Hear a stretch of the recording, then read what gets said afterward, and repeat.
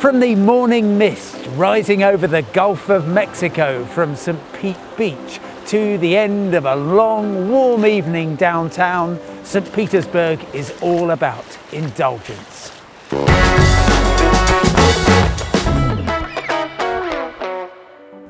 St. Petersburg is a city of two halves, downtown on the Bay waterfront and St. Pete Beach on the Gulf waterfront, where I am now. A legend created in the roaring 20s that fell on hard times but is now once again a firm favourite. No, not me, the Hotel Don Cesar, the Pink Palace. The Pink Palace was opened by Thomas J. Rowe at the height of the Gatsby era in 1928 and rapidly became the most indulgent place to stay on the Gulf Coast. It's named after a character in a 19th century French comic opera, Don Cesar de Bazan.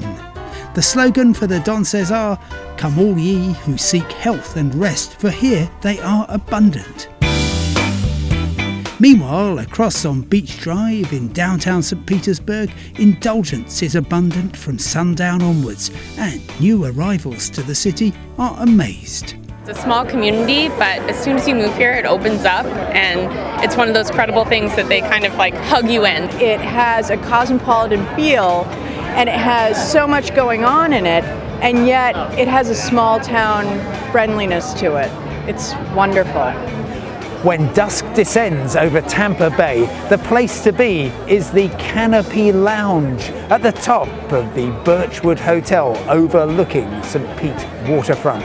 The speciality drinks are the Canopy Jewel with a certain sapphire tinge or a St. Pete Beach Blonde, the local brew. Blue sky or sunshine, you choose. St. Pete is the funky cousin of Tampa across the bay.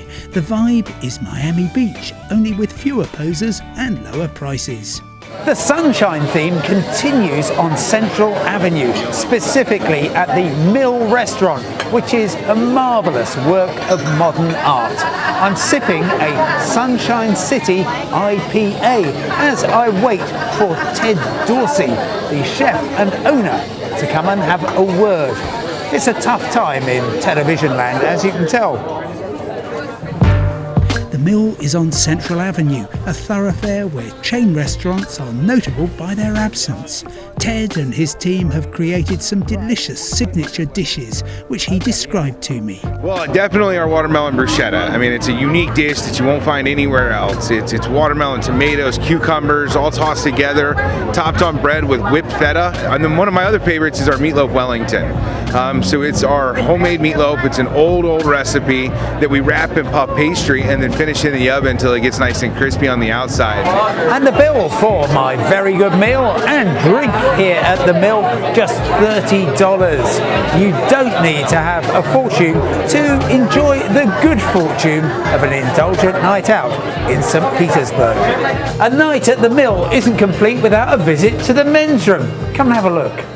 The dramatic decor continues in the gents, where the basin rests in an old tractor tyre.